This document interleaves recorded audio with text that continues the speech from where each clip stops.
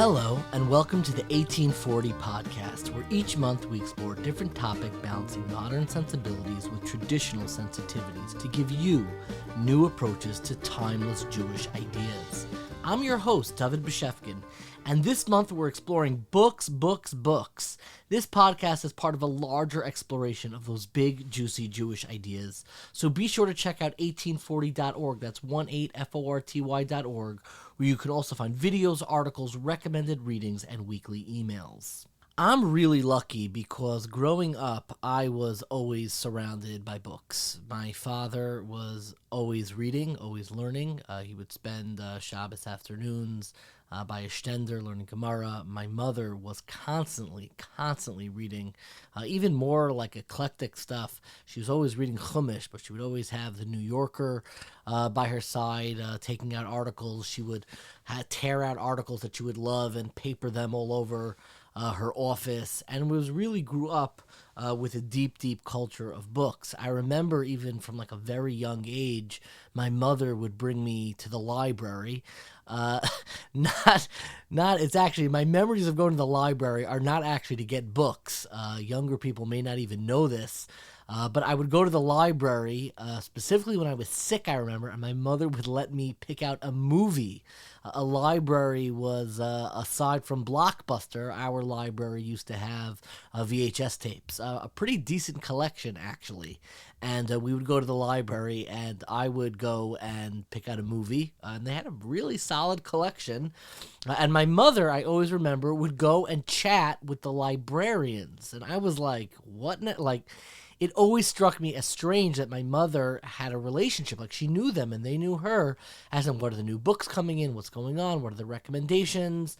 And it was always strange. I never knew the people who were actually using and speaking to librarians, but my mother always did, which is why she always had a leg up on the best books that were coming out.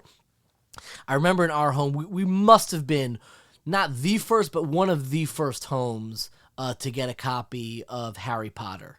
My mother, she was just up on what was coming out, and I remember I think I was a little too old to read it, but my brother absolutely devoured all of them, and right when the first one came out, before it was a big deal, before the movies, before it was a major hit. I remember my mother found out about it. It was recommendations that she had gotten from the Librarian. Why are we talking about books on 1840? Aside from the fact that obviously I love reading, and I think a reading is part of Jewish history, I think it's a lot more than that. I think that in our explorations, and this is kind of the depth that we're trying to cultivate in Jewish ideas and Jewish questions, in whatever those questions may be, there's only a certain point to where the conversation can take you. And at a certain point, you do need to kind of put your head down and immerse yourself in the written word. If you really want to go to the very end and really want to get to the depths and sophistication and the nuance of certain ideas, you're obviously not going to be able to get it in just a bite-sized tweet. You're not going to be able to get it just in some quick 2-minute recap video. But even through conversations, we introduce ideas, but we don't unpack all of them. And people always send emails, there's more to be said, or they'll give you feedback or a critique.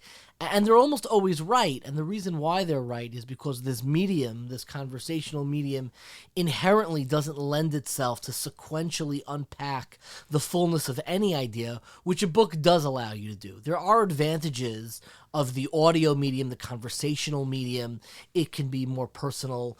It can invite more of an experiential component, which I think is really important, and allow for scholars and people to integrate their personal experience with the scholarly ideas or whatever we're investigating, whatever topic that we're exploring. We don't only explore scholarly ideas, though recently sometimes it feels that way.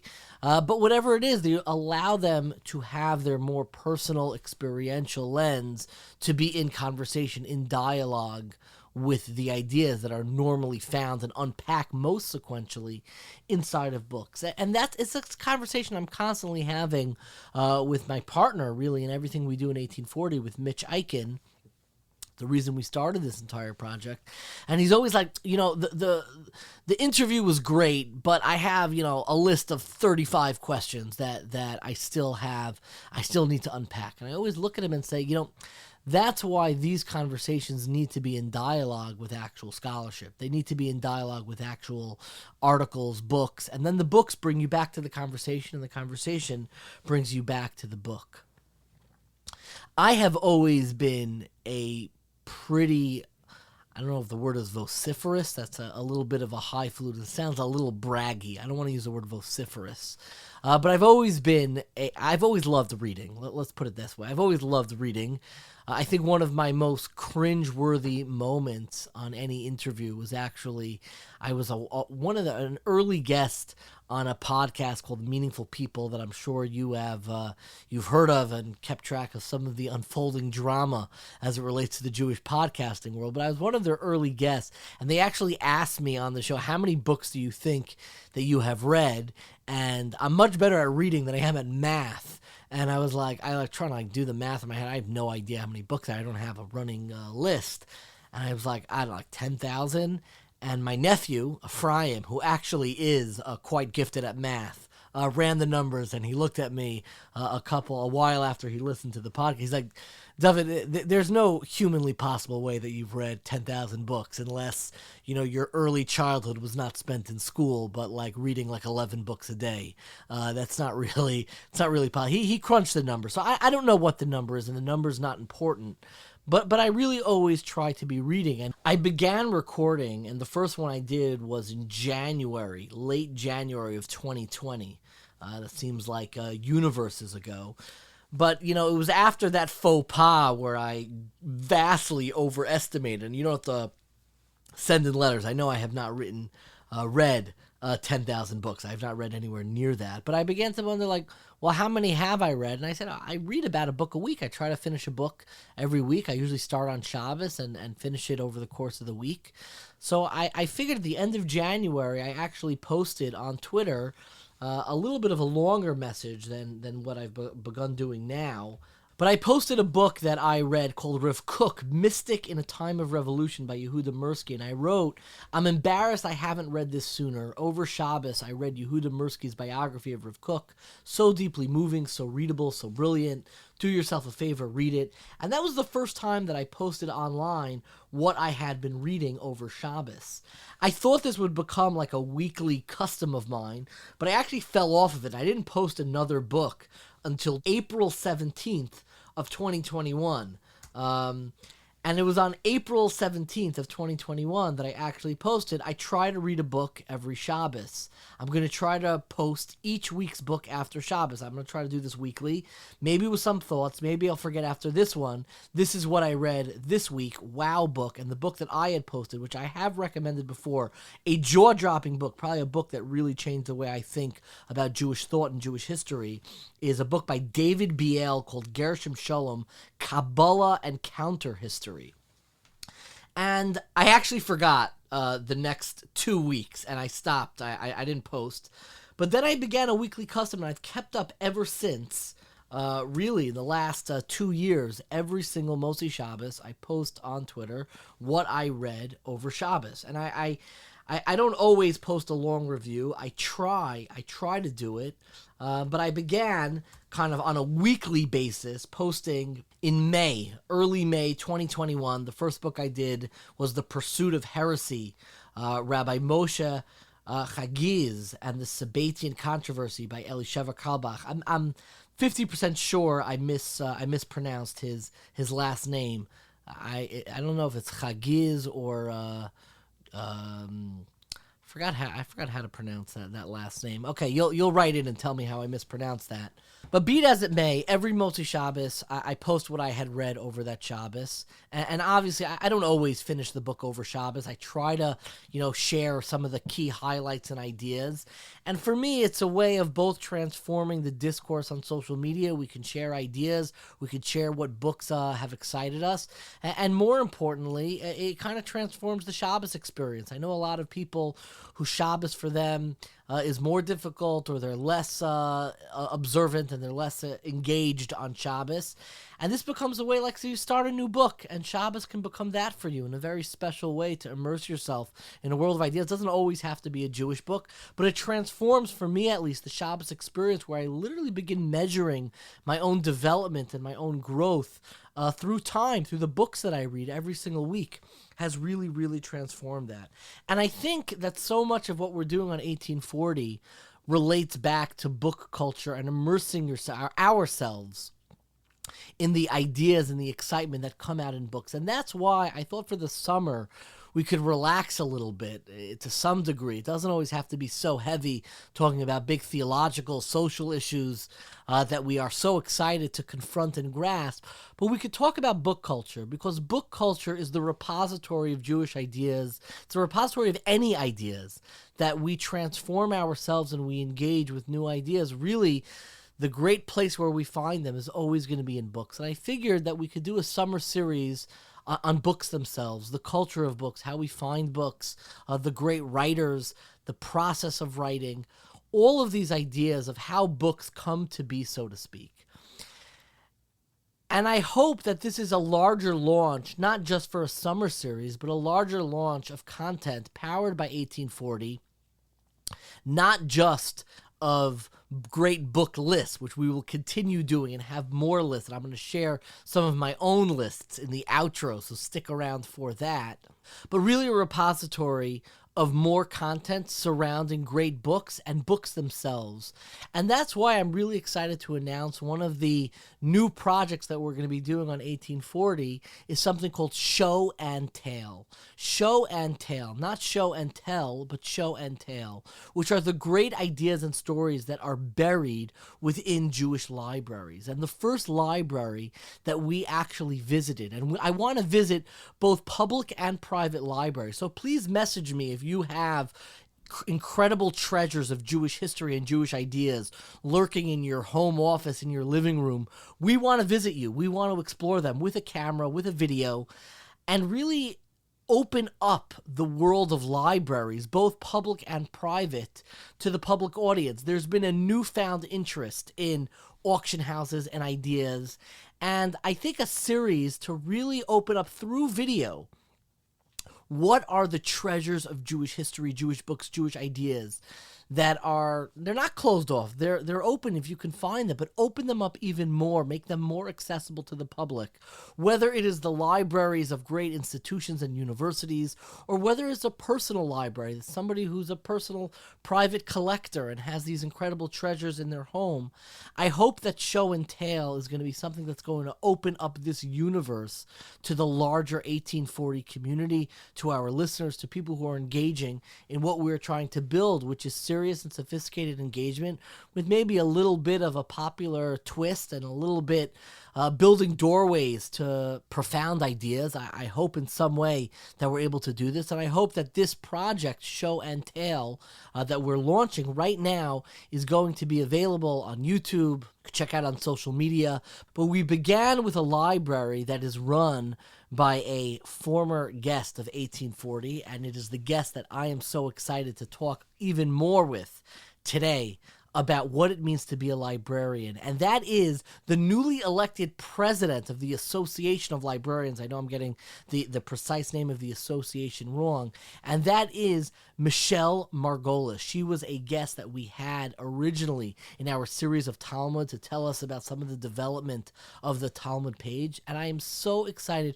She is so incredibly gracious with her time. She invited us in not just to record a podcast, but to actually film inside of the Columbia Libraries in Columbia University, and that is the library that she runs, specifically the Jewish Studies collection. I hope I'm not butchering this and getting this all wrong, but I just want to say, more than her grasp and her scholarship, what really makes her stand apart is her graciousness. And really, if I were to highlight the prototype of what a librarian is, it is not from the great Seinfeld episode, The Library Cop, but it's people like Michelle Margolis, who were so incredibly gracious and are looking to open up doorways to the world of books and ideas. That makes me so excited to share our conversation on 1840 Today with Michelle Margolis, the Norman E. Alexander Librarian for Jewish Studies at Columbia University. So thank you so much for joining us again. It really means a lot, and I really want to kind of zoom in on your expertise and really begin with like a very basic question, which is, what does a librarian do? I think a lot of people think of a librarian, at least for me, the time that you would have in the library in elementary school, they would help you like pick out books. They would, they knew the latest stuff coming. I think they were involved in setting up the Scholastic Book Fair, which is where all people first fall in love with books. But you're not running an elementary school library. You're running a very serious library in the Columbia Judaica collection. Although I would say that elementary school libraries are very important. Super important. Also. Oh, God forbid. I would never disparage an elementary school library. But maybe you could take us through and help us understand, what does a university librarian do?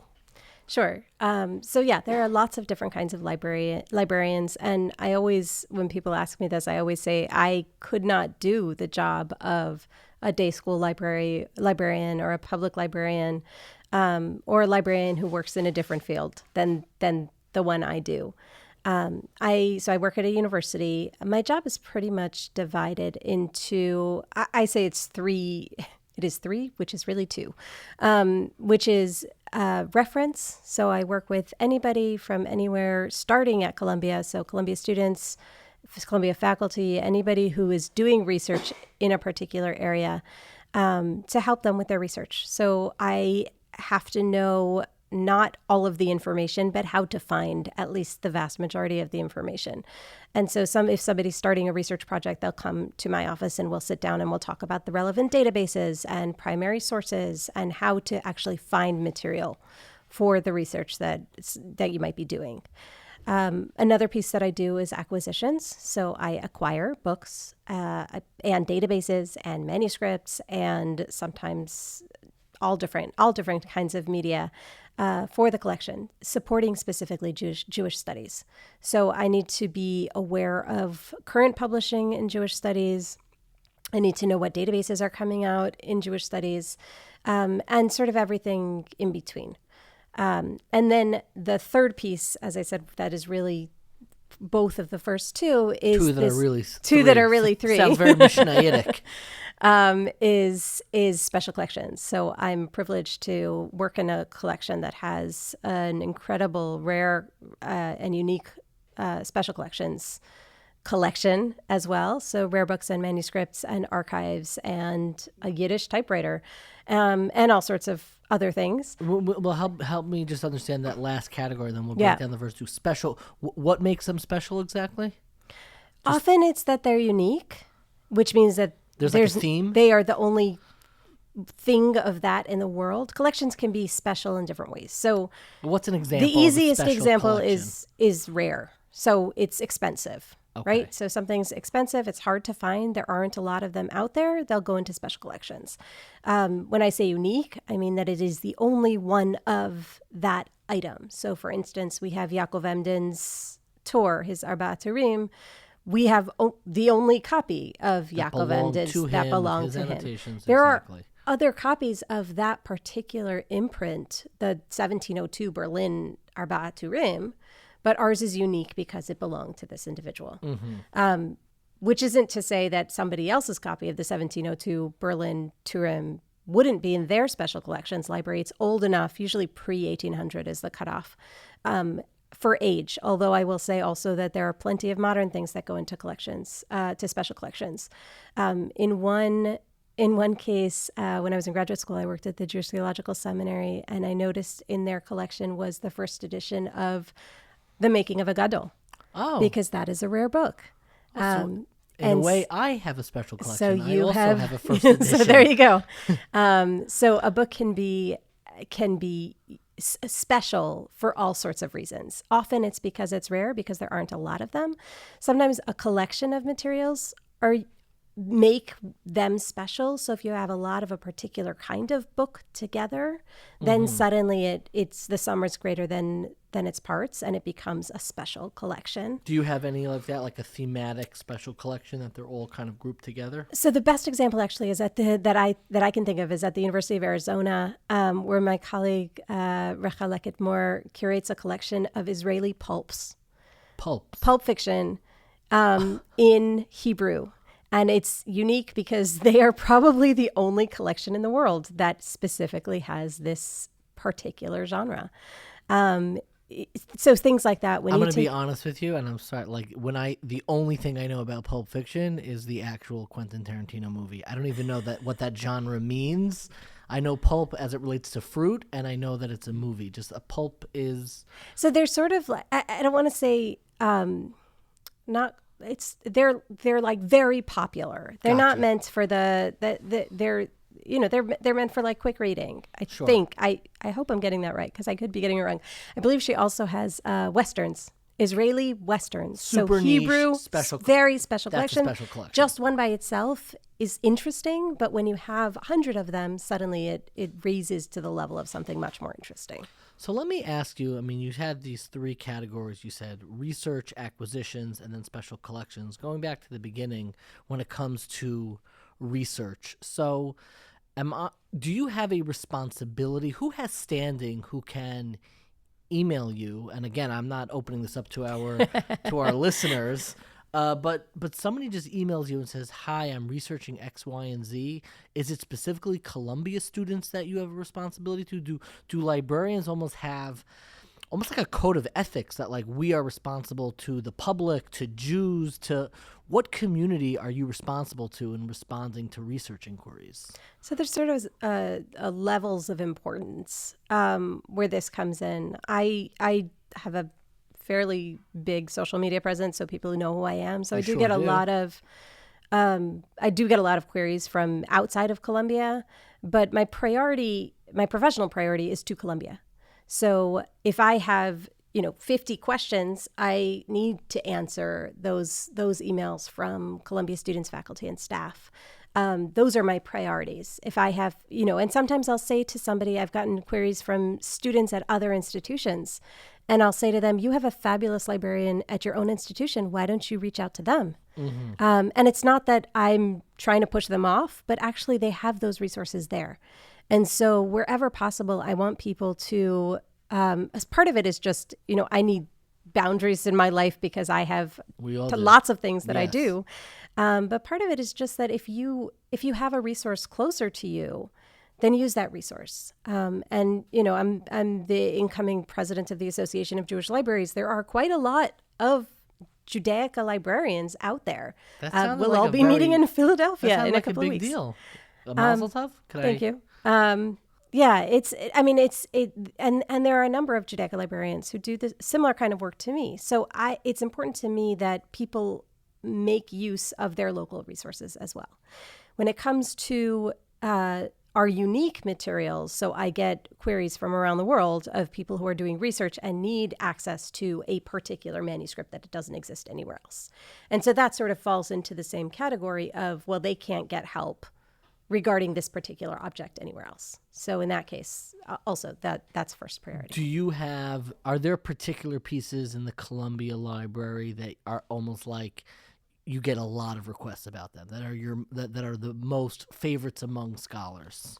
So everybody wants, people who know Yaakov Emden wants to see Yaakov Emden's tour. I've actually stopped bringing it out for general sort of show and tells, I call them, because it's really not in great condition. And I don't want to damage it further. Yaakov Emden used his books to death. I mean, he really used it. Yeah. So there are materials that are known. Another one that ironically is known, but I don't get a lot of requests for, is what's called the Columbia Talmud. This is a Yemenite Talmud written in 1546 that has important variants from the printed text of the Talmud that we know about. And so that's something that scholars of Talmud are interested in.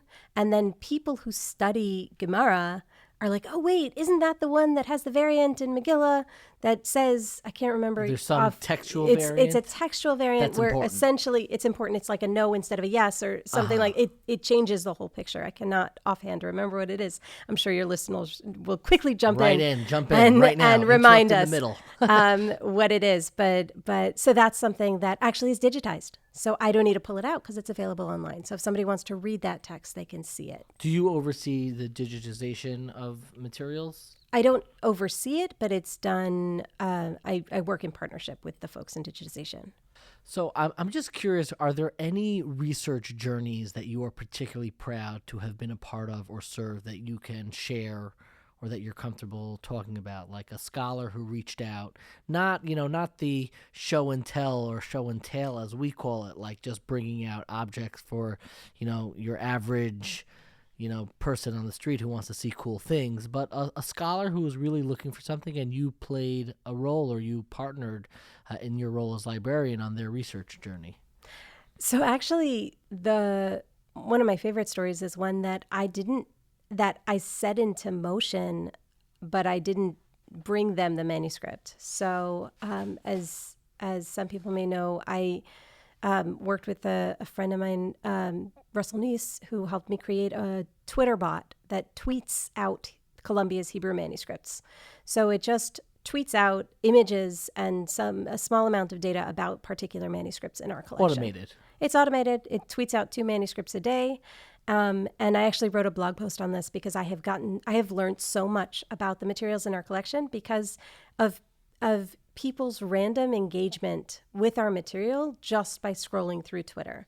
So there are people who never enter the library who I may never have interacted with in any way, but they taught me about the collection and they learned sometimes it has led to them doing particular research. I had a scholar in this morning who's starting a new research project because of a manuscript she saw that came through that bot. And that's really exciting to me. But a particular anecdote is a manuscript that is a translation of a Spanish book that describes Columbus's voyages. The translation was done by Josefa Cohen, who's known for his history of the Jews in the 16th century. And he wrote this manuscript describing Columbus's voyages in Hebrew. And he uses Hebrew terms. He calls Columbus Ish Gibor Chayil. He's translating it into Jewish more than just into Hebrew. But what's really interesting about it, and this was Alan Elbaum of the Geniza Lab who discovered this and shared it with me, is that this manuscript actually contains words in a Native American language, Nahuatl, Nahuatl is the name of the language? Yeah, if I'm pronouncing it correctly. For particularly North American animals and birds. So it talks about cocoa, which is a seed that is used as a currency by the people in the Americas. It talks about, I think, avocado or, just particular sort of flora, fauna, and animals that are unique to the Western Hemisphere. But in Hebrew, translating all of this Native American culture into Hebrew in 1557 in Italy. Wow. So it's this really early mix of cultures that I would never have known about that is in our collection, but because materials from our collection have been made available, other people were able to read through that and discover this sort of amazing information there. You got dare I say, a great deal of attention because you were involved in the uncovering of Spinoza's death mask. How exactly did that come about? You're a librarian in Columbia. I assume you're working primarily with books. How on earth did you come into contact with a death mask, which is not a term that I had heard before, but the one that belonged to Spinoza? So I'll caveat by saying we have not confirmed that it belonged to Spinoza. We believe it might have, and there's still more research to be done, and there are scholars who are working on this, up to and including potentially comparing DNA samples and all sorts of Wow. Interesting things.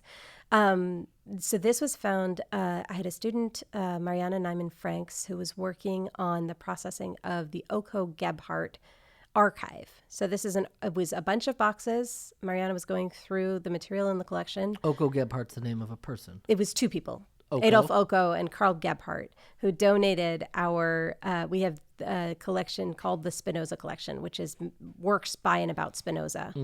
That's a subset of the special collections. And these were the people who donated that collection. These were major Spinoza scholars. And we also got Adolf Oko's personal papers. And so Mariana was just going through the boxes.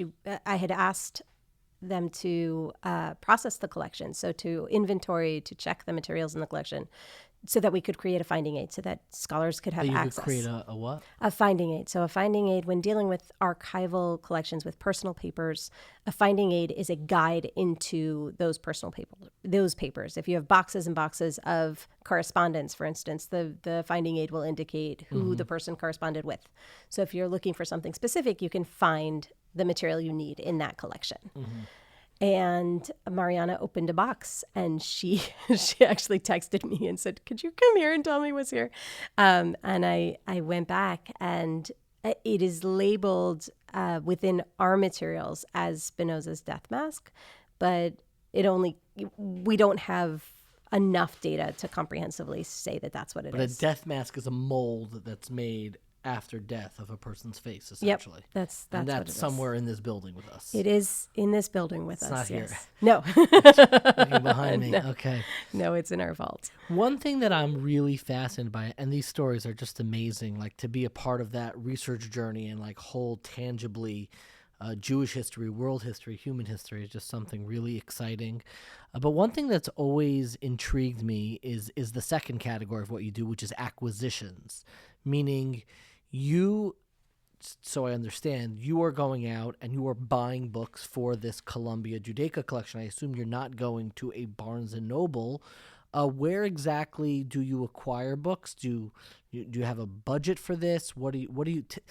Take me into the world of library acquisitions. Okay, so I will say we do buy some things on Amazon. I'll admit that, but we have library vendors. So one of the biggest one is Gobi YBP, and this is where people say to me, "What do you mean you could do your work online during COVID? You were able to do your work remotely. How could you do that?" And the answer is because a lot of the general buying that I do is by going to a website and looking at lists of materials and saying, yes, I want this, I want this, I want this. Just like you can buy your books online on Amazon, I can buy my books online through the online platform for our vendors.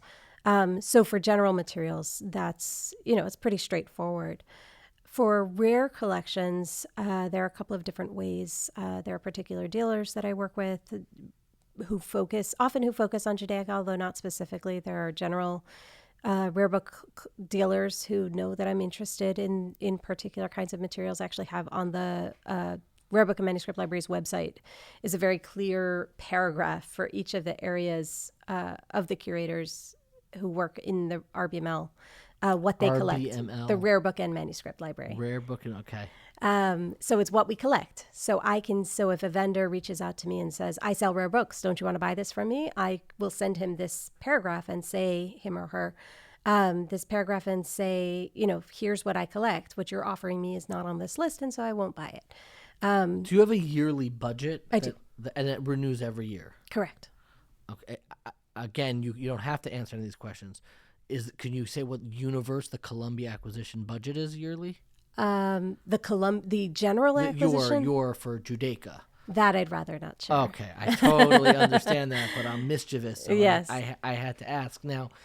Now, when you go, do you ever go to live auctions? I do, and it's a lot of fun. I generally go to auctions that specialize in Judaica. So Kastenbaum and Company, for instance, is a Judaica auction house. I'll go to Sotheby's. They have usually at least one Judaica auction every year. Usually it's in December. They have one now coming up.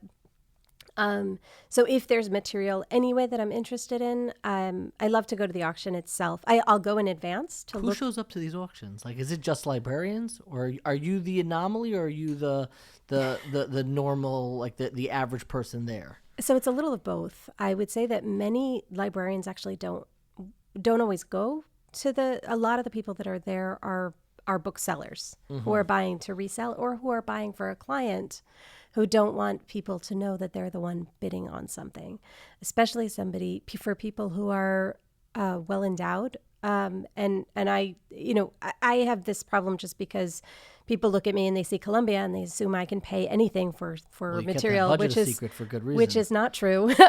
Although we do accept donations. But and so somebody will see me or a private collector raise their hand for something, and they'll say, "Oh, we can keep bidding because that person can afford anything." So we can raise the price. So there are some people who specifically don't go to the auctions. I enjoy going to the auctions because it's fun. I mean, it's just fun. But I will say that I am often in the minority there as a woman. It's mostly, interestingly, the Judaica auctions are mostly Orthodox. It's mostly Orthodox people buying, although not by no means all. And of those, probably 75%, maybe a little bit less, are Hasidim, and That's nearly all of them are men. And so me sitting in the room, usually I look around because I'm looking to spot the women, and I remember seeing somebody, I was like, "Oh, who's that?" And it was the wife of the seller of that particular collection. I was like, "Oh," but I do have female colleagues who buy as well. I'm not gonna make any generalizations here, but that's presently who's buying, because if you know Judaica well, you often have to know, and again, this is not always, but you often have to know Jewish texts. You have to know what they are and why they're important. And so somebody who's looking to collect, a Bamberg Talmud is probably not a good example because that's an investment. Somebody who might never open the Talmud could buy one. But particular things, in order to know that Yaakov Emden's Torah is something that's interesting, you have to know who Yaakov Emden is and everything around him. And so there has to be a little bit of a deeper knowledge of Jewish history, sometimes of Jewish texts. Sometimes it's modern history, depending on what it is. Are you ever concerned about forgeries, fakes? Have you ever gotten an item that you were then afterwards concerned about? Meaning, how do you know it's real? It's a good question.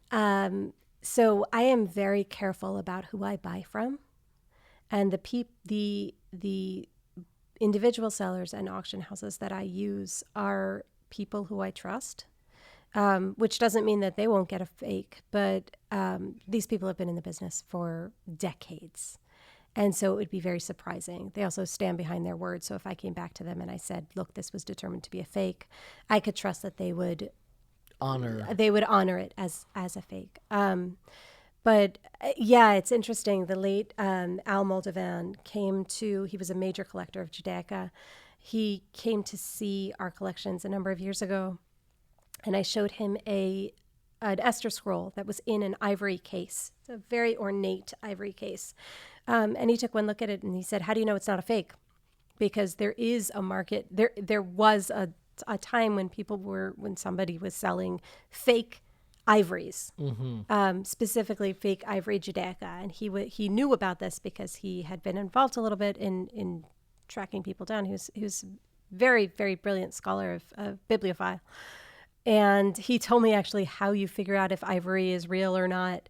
But if there's ever something that I'm unsure of, when I wanted to buy something that was an autograph, so it was from a particular individual, I thought it was the handwriting of a particular individual. I called up somebody that I knew who's an expert at an expert scholar of that individual, and I said, "Can you take a look at this for me?" And they confirmed that indeed that was his handwriting. Wow. So I have sort of people that I can go to.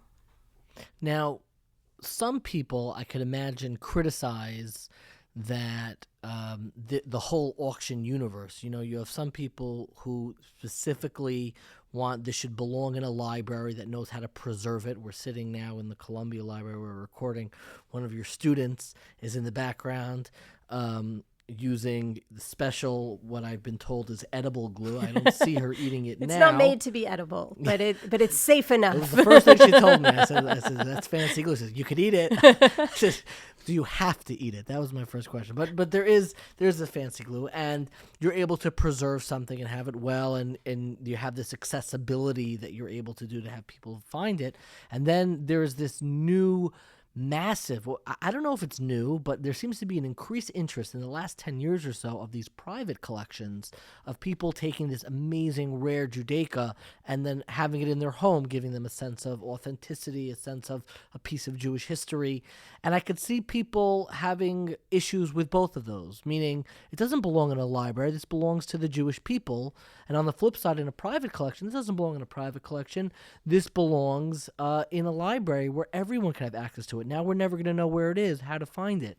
Where do you, I mean, obviously you're a librarian, so it wouldn't shock me, but how do you make sense of the two sides of this argument, private collection versus libraries? Where should rare Judaica live? Both and. Both things can be true. I am a firm believer that this is a symbiotic relationship. So there have always been collectors of Judaica, and Judaica collectors build amazing collections that libraries often can't build. And then those collections, nobody lives forever. And then or they choose to give those collections to a larger institution. And sometimes it circles back. Sometimes a library has to close and their materials go back on the market, and then they go into yet another collection. And so it's really a cycle. And there are private collectors who are exceptionally open with their materials. They allow scholars. Rene Berginski, for instance, digitized all of his rare books, his most important printed books and all of his manuscripts. You can see them online at berginskicollection.com. So you can access them even though he privately owns this material. If you look at the Encyclopedia Judaica, you'll see, certainly in the older version, but I believe a lot of the newer version as well, a lot of the images are courtesy of William Gross, the William Gross family collection, because Bill Gross is an incredibly open person who has shared his collection throughout the decades with scholars and researchers. There are also those, and sometimes you'll go to an exhibition, you go to the Met, you go to different places, and you'll see on the exhibit it says owned by a private collector. And so there are many, many private collectors who are taking exceptionally good care of their materials and are stewarding them. In many cases, they're the only ones who can afford certain materials that libraries can't afford. Libraries can't spend millions of dollars on one book. Whereas a private collector who's spending $1 million on a book has the capacity to care for that book as well. Mm-hmm. And so I think it really goes both ways. And I think that's really important. I've gotten people who have told me that Columbia shouldn't own it and it was stolen from the Jews. And I can give you the provenance of the materials that we have. What's provenance? Tell me what you mean by that. So provenance is the history of a book's, the history of ownership of a particular book. The chain starting from the very beginning. Yeah, where a book went. It's often used in art, who owned the art piece beforehand. But it's increasingly being used for books as well. And that's something that's becoming increasingly important with books, because we have this big era between 1939 and 1945 when many books were stolen from many Jews. Mm-hmm. And they have appeared on the market. And there's been all sorts of, in the last 2 years, I would say 3 years, there's been all sorts of articles and court cases and many different things that have come up about Nazi looted books that now the collections where they originally were have said, we want our materials back. And that's another piece of things. I say, we have the collection of Yaakov Emden, Joseph Almanzi, and S.D. Lewinstein, who was the chief rabbi of Suriname. And we only have half of their materials. So the other half of the collection is at the British Library. So we could virtually bring those collections back together, but the British Library is not giving me their books, and and Columbia is not giving the British Library our books. And so these books move. Books have lives. Books sometimes stay in a family for hundreds and hundreds of years, but more often, and especially with Jews, because they move so often and things happen, so many different things happen to them, they move. And things change and hands change, and that's fine. That's part of history. That adds a new layer of history to that particular book. Is there a particular acquisition that you are proud of, and why are you proud of it? Meaning, when you go in, is there something that you got, beat the auction or found it, and that you're really proud of that you got, and maybe tell us a little bit why you're proud. So there are so many different examples that I could think of offhand. I recently acquired a 15th century mathematical manuscript in Hebrew on parchment from Italy. Now, I am not a math person, but there's something about seeing those triangles and the Hebrew letters for numbers and knowing which the Spanish Jew from the 13th century who actually created this theorem. That's just amazing to me. But probably one of the pieces that I was most excited about was a mahzor, because when I first started buying for Columbia, I was like, I'm not going to buy siddurim. Everybody has a siddur. What's important about a siddur? And there was this book, I bought it from Kestenbaum and Company, that was part of that had the unique right of the Jews of the south of France, of the Papal States, the Compton-Venaissin area.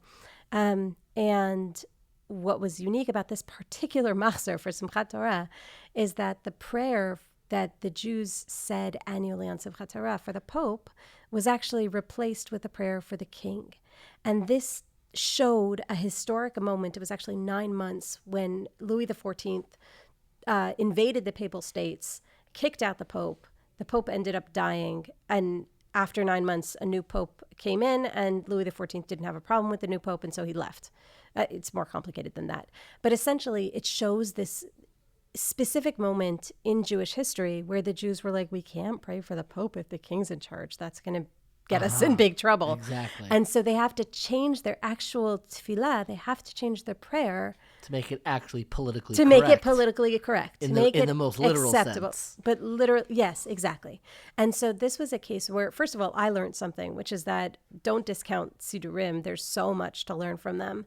It was one of the first books I ever bought. And but secondly, how much history you can find by looking beyond sort of what you expect to see. So it's not just something that's marked, history of the Jews of whatever. You find history in small spaces, in reading carefully, in looking beyond what you would expect. So that to me is really important. So it's kind of like leads me to the work that you do in Footprints, which I have notoriously gotten that name mixed up. I always call it Footsteps, which is a very different organization, one that I have my own connections with, but Footprints is your work, again, what you just said about like finding history in those like nooks and crannies in those little places that exist in books and how books carry history. What exactly is your work doing in highlighting the history that resides inside of our books? So that's exactly it. And that's, thank you for the question, because Footprints is really a passion project that I work on. I co-direct it with Adam Shear at the University of Pittsburgh, with Josh Toplitsky at Stony Brook University, and Marjorie Lehman at the Jewish Theological Seminary. And this is a digital project where we are reconstructing the paths that a book takes. And what's really important here is, again, looking at the material that's not the text of the book. Everything else, the binding can tell you, can have a name on it. We have a Dutch Tehillim and Slichot that has the name Sarah Pereiro on it, and 1714, I believe. So we know that this woman Sarah owned this book in Dutch in 1714 only because of the binding, or it has an inscription, or it has a censor's mark where Domenica Iersalmitano signs the book in 1597 to say this was approved in Mantua in 1597 by the church, that the Jew owning this book can continue to own it because it doesn't contain heretical material. So we know that the book was owned by a Jew in Mantua. We don't know who. Was that typical that people were signing off that it was okay for you to Censors, own? yeah, expurgators. On the ownership even, meaning? They would put it in the back of the book. It's generally called a censor's mark, where the church censor would sign the book at the back, and saying, say, I okay reviewed the book, you're allowed to continue owning it. We don't have to burn it. I always associated that with publishing, like that they. So I'm using my terms incorrectly. So a censor is to do with publishing, as you're saying, where a censor's approval for publishing would be at the front of the book, like Correct. You said. That's what I'm familiar with. This is something else. On the title page. No, this is somebody who's also known as an expurgator. He's the guy who crosses things out. After it's published. After it's Maybe published. it was published a generation before. Sometimes the Sarajevo Haggadah, which was written in the 13th century, has a censor's mark from the 16th century. So imagine taking an illuminated 13th century manuscript and signing your name at the back so that the church knows that this is acceptable to own. I don't remember if I told this story, but anytime I hear like an expurgator, I was a fairly precocious reader, and I started reading when I was like longer books when I was a little bit younger. And when I was in 6th or 7th grade, I asked my mother to read The Godfather. And my mother, having seen the movie, was like, I don't think you can read this book, so I'll do you a favor. I'm going to read ahead, and I'm going to cross out the parts that are maybe just inappropriate. And I remember I finally got the book back, the first 2 chapters, and it looked like a redacted congressional report. So that's what she was some an of these books. expurgator. Exactly. Your My mother was an the expurgator. And you look at some of these books, and that's exactly what it looks like. I love that comparison to a redacted congressional report with crossouts, throwouts. We actually have a slichot that looks like the expurgator took a paintbrush and just smeared paint. Really? Because what's in the slichot that's so objectionable? I don't want to is highlight an the fact that I have no idea question. what's happening in slichot. And It also, what's particularly interesting is that the owner then wrote sort of cliff notes on the side like of what what got deleted, after- so that after he the would know expurgator what list. actually to say. In one case though, there's a book at Yeshiva University that has a note from the censor that if the owner replaces the text, or if somebody else replaces the text, the owner is going to be fined because this happened so often. so they got onto They that. got onto it, not until the 18th century. But yeah, so these are the kinds of things that we're learning by just looking at the books. So look at what's there that was put there by a previous owner. Sometimes it's a book plate. Sometimes it's something very clear. But sometimes you have all sorts of really interesting material. My colleague Josh Toplitsky showed us And this is Josh Sapolsky. He just wrote a fantastic book. The Prince of the Press on David Oppenheim, another wonderful collector, and a fellow bibliophile, David, right? But he found an inscription from a crossed out inscription from a woman who was lending money to her brother-in-law, and her brother-in-law gave her this book as collateral because books were so expensive that you could use a book as an object in return for a loan. And then it was crossed out because the loan was paid back. So she gave him the book back. So It was almost a form of currency. It was books. currency. It was currency. And another, Josh brings this up actually in his book on Oppenheim, where there was a court case where a widow and 2 students of a rabbi came to David Oppenheim. And the students said, we're the intellectual heirs of this rabbi. We want his book. And the woman said, I need to put food on my table. I need his book so that I can sell it. And David Oppenheim said, it belongs to the woman. Wow. Because she's the heir of her husband. So again, you're finding so many little pieces of history, so many people that otherwise have disappeared from history that we learn about just by looking at the books that they owned. That is absolutely incredible. And honestly, I would read a book just on court cases involving Jewish books. I feel like you could make a whole book on We that. probably for sure. could, yeah. Some chapters have I'm sure. famously already been written, but that is something Yeah. I would absolutely love to read. Kafka, Chabad, and there's some you could write a whole book just court cases, books on trial.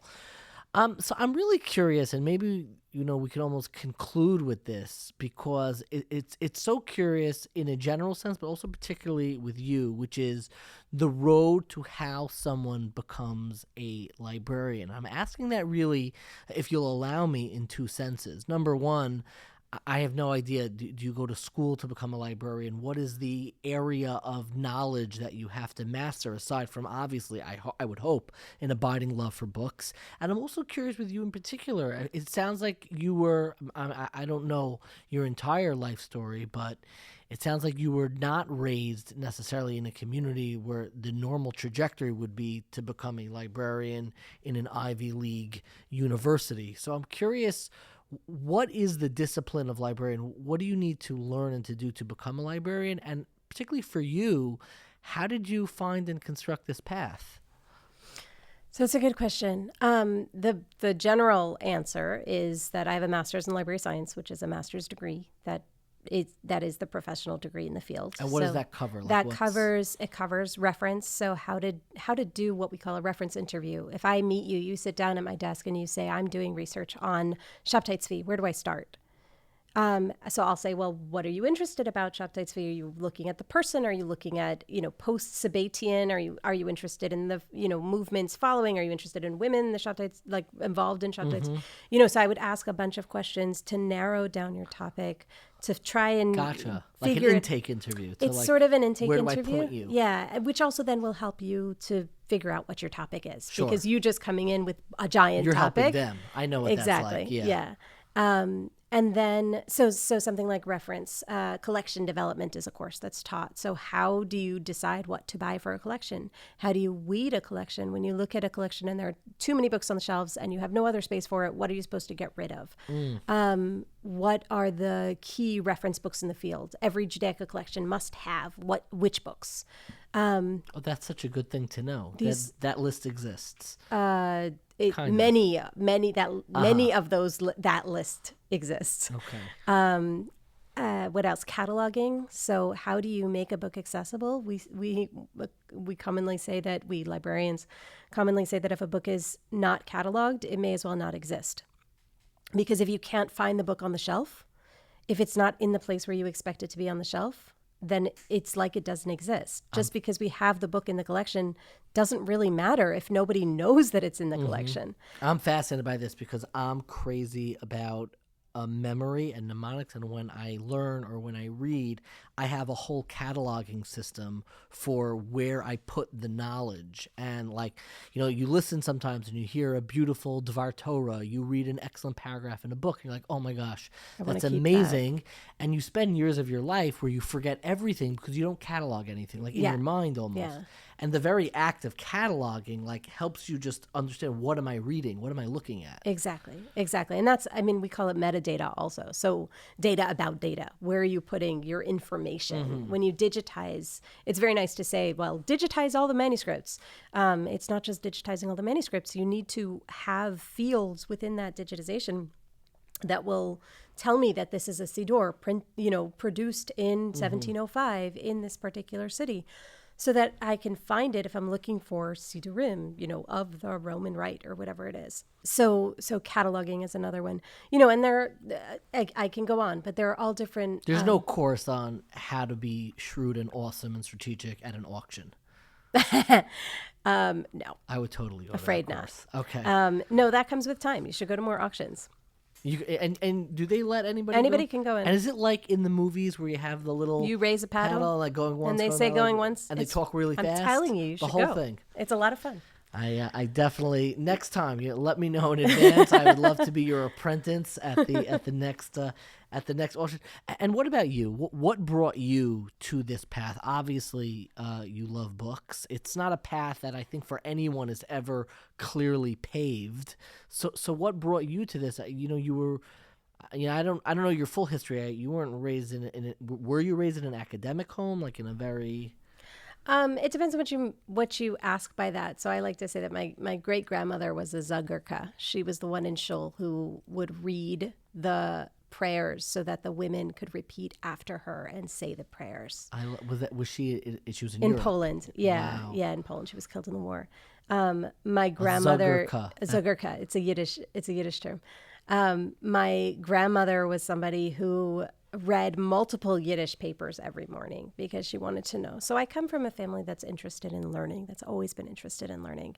And I grew up in a house that was relatively open. And so I was encouraged to study what I was interested in studying. When I went to college, I decided to major in history, which was maybe not the most practical of majors. Was there an area of history that was calling out to you, or was just it's funny. I went to University of Maryland, Baltimore County, which is a smaller state school. It's not the big College Park that everybody knows. And basically every history class that I took, I did the Jewish angle. So I took American Revolution, and I found the Jewish girl who was called the Jewish Paul Revere because she announced that the British were coming. Or I took an early modern history class and I wrote on the earliest printed books. Or I took, so whichever class I took a Byzantine history class, and we had to write a fiction story using true historical facts. And I wrote about a young boy who was a merchant who met Rashi and then ended up getting killed in the Crusades. It was really fun. I hope you share those ones. I'm sure they're hiding somewhere in a drawer. Yeah. So that was so if you want to say I had any particular focus, Jewish studies was my focus, even though I wasn't at an institution that had a strong Jewish studies program. I guess allow me to put a finer point on the question. I think that sometimes there is a suspicion, a concern, especially when you grow up in a more yeshiva-oriented home. There's a concern about like the academic study of Judaism, that, so to speak, it's not preserving the Yiddishkeit as we live it, and it can take somebody, in the wrong direction. That doesn't. So I'll push back a little bit and say that that's not always the case. You hear about it when it is the case. But what's not always the case? That there is this suspicion. There's certainly a concern. I have to say, when I started my graduate degree in Jewish studies, I walked into the office of the chair of the department, who was Larry Schiffman, who clearly looked quite religious. And I said to him, well, is there going to be apicorsis in any of the classes? And he's like, what to take and what not to take. And so I was interested anyway in history. So it wasn't an issue for me. I wasn't looking at materials that would have been. I asked the question and I was a Beis Yaakov girl. I mean, that was where I was coming from. But it wasn't that I wasn't allowed to go to college. My parents actually said that I had to go to college. And I think that there's everything is a spectrum. Obviously, I wasn't raised in a Hasidic community, but I was raised in a community that would be considered Haredi by some people. That is old definitely school Baltimore. Old school Baltimore. It's awesome. It's its own thing. I love it. But I think that's the key, is that I was raised that education was important. And if there was something that was questionable as far as Judaism went, I didn't go there. I didn't go into that field. And the fact of the matter is that now today, if somebody comes into my office and asks me about the 4-author theory of the Bible, I'm not going to say, well, no, there is only one author of the Bible and it is God. I'm going to talk about the scholarly perspective because that's my job. And regardless of what my religious views are, that's not relevant. I'm here to talk about Jewish studies, academic Jewish studies. That's my job. That's what I'm going to discuss. And I think it has to do a lot with the kind of family that you come from. When coming from a more religious space. But do you think you've become more confident over the years? In what? Meaning that first question that you asked. I would never ask that now. Of course, yeah. but I identify with that myself. Is there that nervousness of I think it has to do with my my own journey within Judaism. So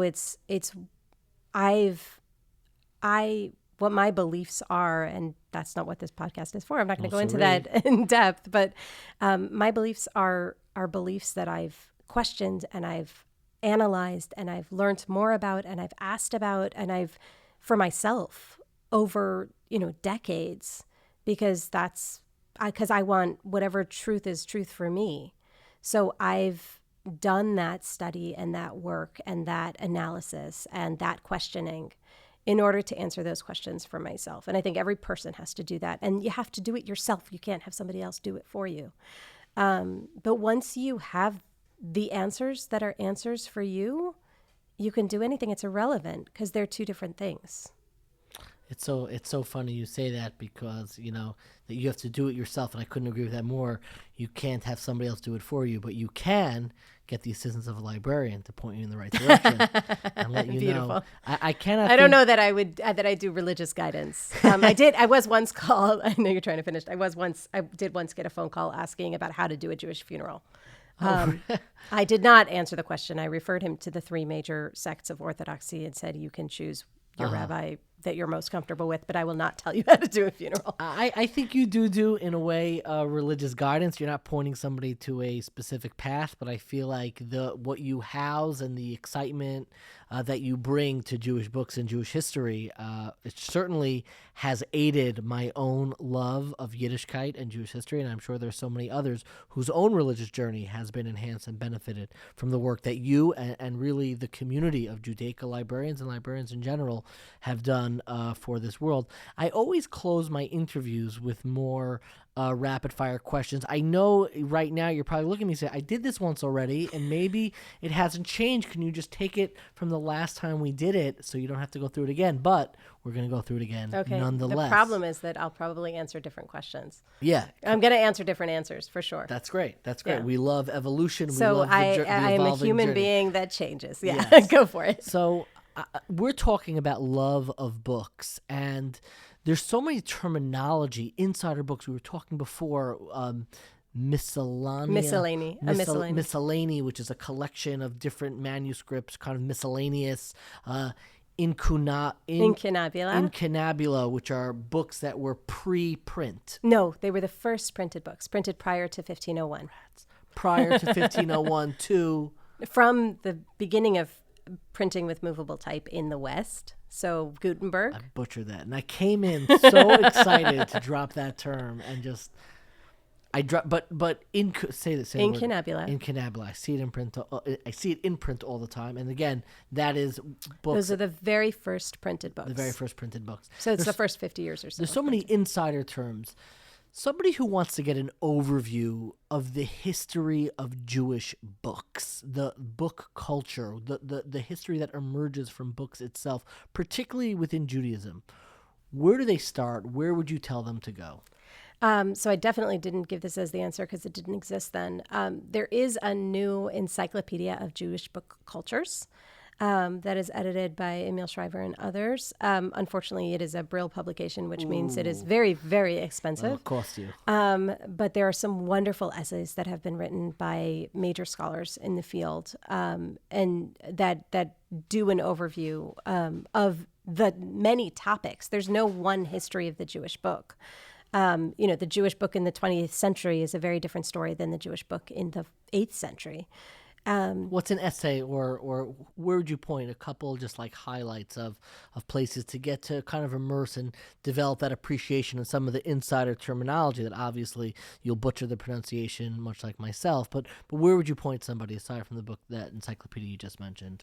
So I'm particularly interested in the beginnings of early print. So one of the books that I reread recently is an edited volume by Yossi Hacker and Adam Shear called The Jewish Book in Italy, and it's a series of essays, and I think that's what's great about it, by different scholars on different aspects of the early book in Italy at that time. So I like edited volumes because they're a broad range of materials rather than a single. Many people turn to David Amram's The Jewish Book in Italy as sort of the overall history of the Jewish book. That book was printed first in 1909, so a lot has changed since then. But that is an overview. He says it's about the Jewish book in Italy, but it's an overview of early Hebrew printing generally. There are some wonderful auction catalogs. Not auction catalogs, exhibit catalogs. A Sign and a Witness from the New York Public Library. A Sign and a Witness. Yeah, and that's like an overview. And it is about It's about Jews and books. Israel Tashma, I think, has an essay in that one, although I could be mixing it up with another one. But there are a number of exhibition catalogs. And of course, there's Bill Gross's Catalog of Catalogs, which is a book on exhibition catalogs of Judaica. So it really depends on the area that you're interested in. Bruce Nielsen at the University of Pennsylvania put together a guide to the study of the Jewish book that I've updated somewhat. It still has a lot more work to do. That's available on either the University of Pennsylvania site or on the Columbia Library site. It just shows how much there is out there. There's Zotero is a citation manager And I have a Zotero collection that's open on references in the study of the Jewish book. Never ask a librarian. Yeah, sorry. I'm just going to give you so much information. That's what I do. My next question I always ask is, if somebody gave you a great deal of money and allowed you to take a sabbatical with no responsibilities and go back and get a PhD, what do you think the topic and title of your dissertation would be? The creation of Jewish libraries in America in the 20th century. I think your answer did change. What did I say last time? Serves me correctly. I have to go back and check.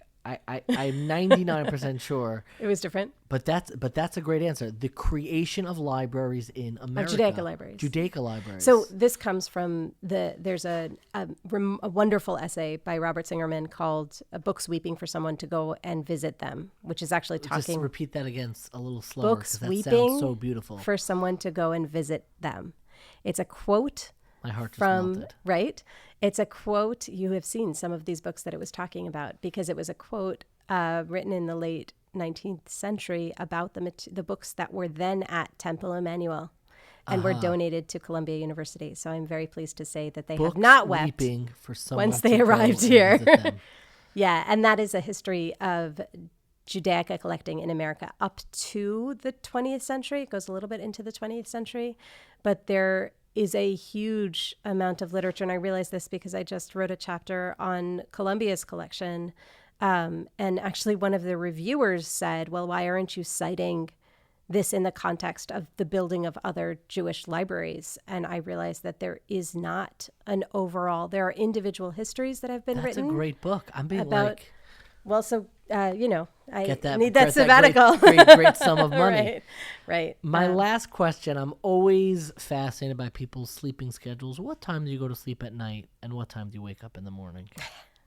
It's a complicated question because my life is complicated. But I can tell you that last night I went to sleep a little before midnight and I woke up at 6. I needed to be on a bus by 7. I think that has not changed. Our listeners could go back and listen to the original. Thank you so much for joining us today. And thank you to your student, whose last name I don't know, and I don't know if she wants it mentioned, but Hannah. Hannah Vorsheimer. Sitting in the back, hopefully not eating glue, but working with it properly. It. Has just been she was so kind to me when I was walking in. Came over to say hello, and this has really been such a pleasure and a privilege to speak today. Thank you. Thank you for having me. If you found the world that Michelle opened us up to fascinating, I hope you check out the video of inside of the Columbia University Library. And again, I really want to invite 1840 listeners who have treasures in their own home, in their own personal library, who would invite us in to show us some of it, to video, to record, to open up the personal treasures that exist in our homes of Jewish history, Jewish ideas, and Jewish books. Please reach out. Let us know. It would mean a great deal. You know, it's always very interesting because one of the things that people inevitably reach out to me for is not the great theological questions, but is actually questions that relate to book recommendations. People are always like reaching out. It's always usually before like the high holidays, before Yom Kippur, before Rosh Hashanah. You're going to have a lot of time in shul. I don't know if I should admit this, get people in trouble. But people reach out and like, look, I'm going to be in shul for like 10 hours. I need a book list. I need some book recommendations. And it's actually funny. I've been doing this for some time because I've always just loved books. I've loved reading, loved articles. And hopefully on 1840, aside from the introductory article that we have to the series, which shares a little bit about some of my favorite book lists, I wanted to share 2 of my early book lists that I have. I'm embarrassed to share them, but you know, I'm looking back at it now. There's still books that I love. And I'm going to share two of them with you right now. So the first book list is one that I wrote as a joke.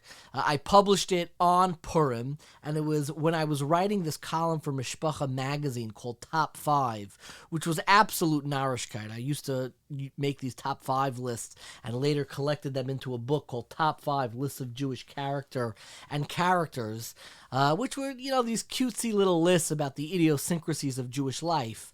So on Purim, I wrote a list of top five lists that Mishpacha would never let me publish.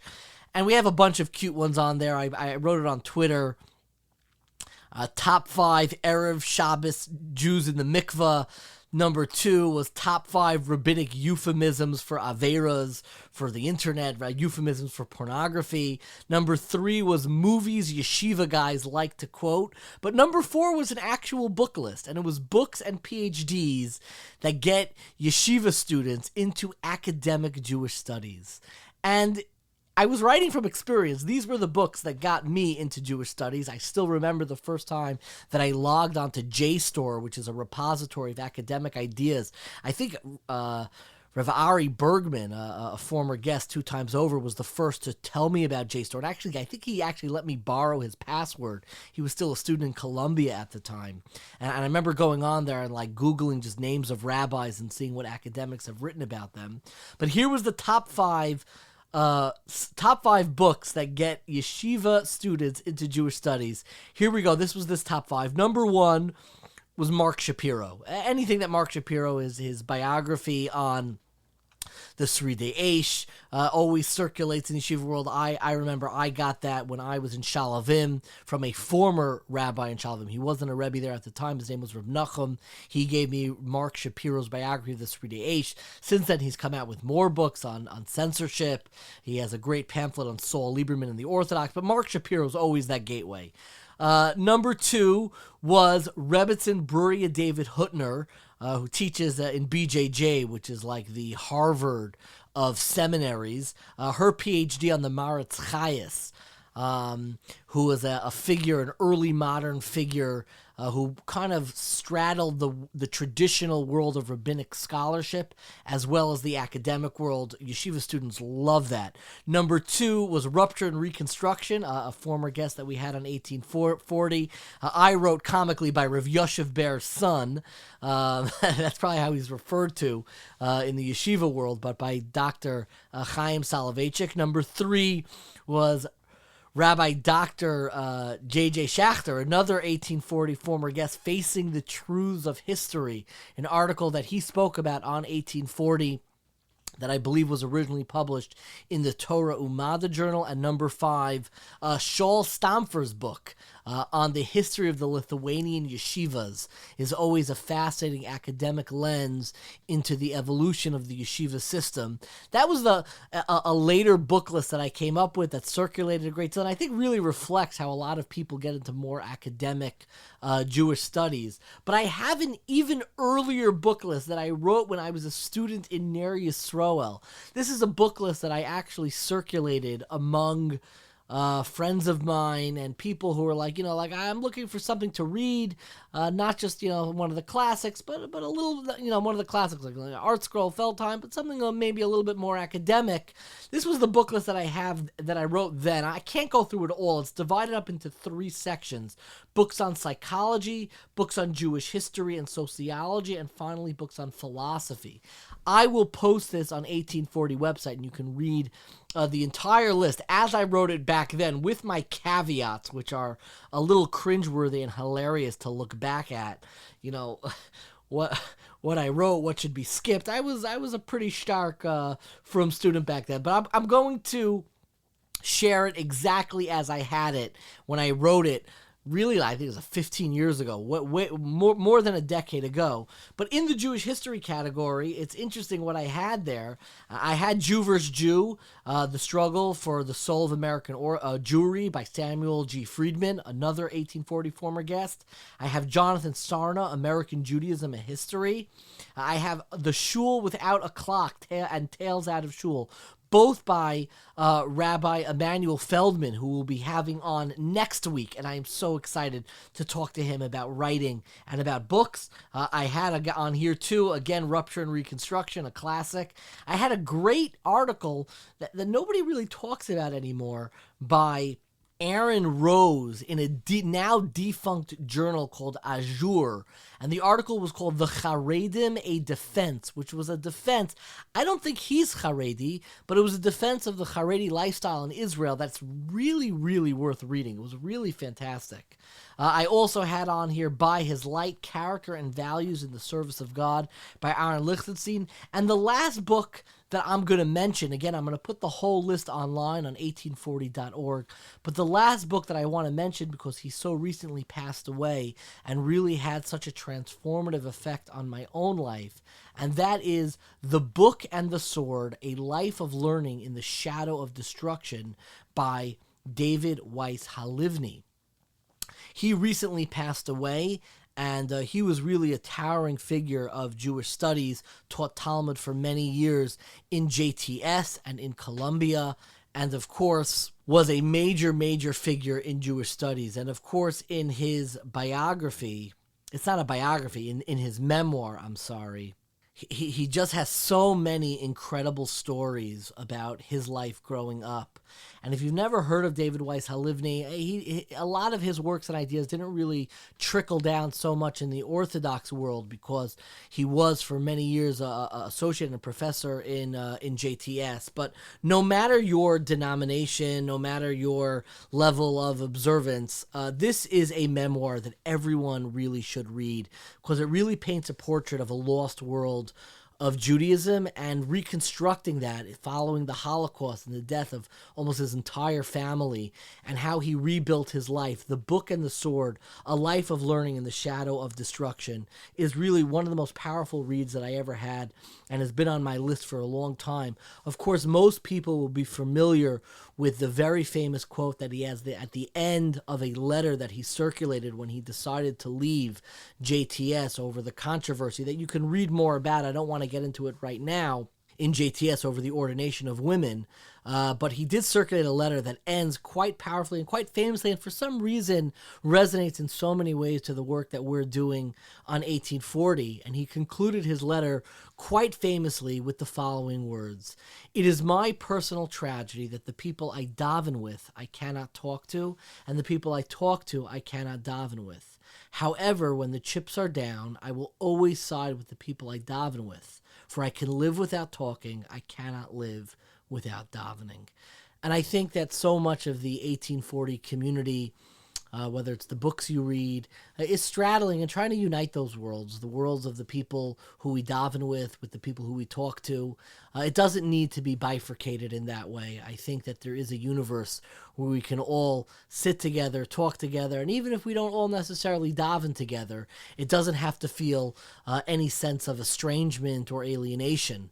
We could still have a community together, and that's why I am so proud that I included this on this book list so many years ago. So again, check out 1840.org for all the new book lists that we will be dropping and sharing. And if you have book lists of your own, the books that fashion you, the books that allowed you to become an expert in whatever topic you may be an expert in, Jewish or otherwise, reach out, send me an email. We would love to share it online on our website. If you have any of these kind of book lists, again, they shouldn't be too long, but really, we would love to read them. How did you become an expert? I don't know, in medieval Judaism, in psychology of religion, in physics, in math, and whatever it is. Give us a book list. Introduce your expertise to others. Please reach out. We would love to share it. And if you don't want to take the time to write it up, of course, you can leave us a voice note. So thank you so much for listening. This episode was not edited by our dear friend Dina Emerson. She is away for a few weeks in the summer. It was edited by our dearest friend, the one who really was our first editor and remains our enduring friend, Uri Westrich. It wouldn't be a Jewish podcast without a little bit of Jewish guilt. So if you enjoyed this episode or any episode, please subscribe, rate, review, tell your friends about it. You can also donate at 1840.org/donate. It really helps us reach new listeners and continue putting out great content.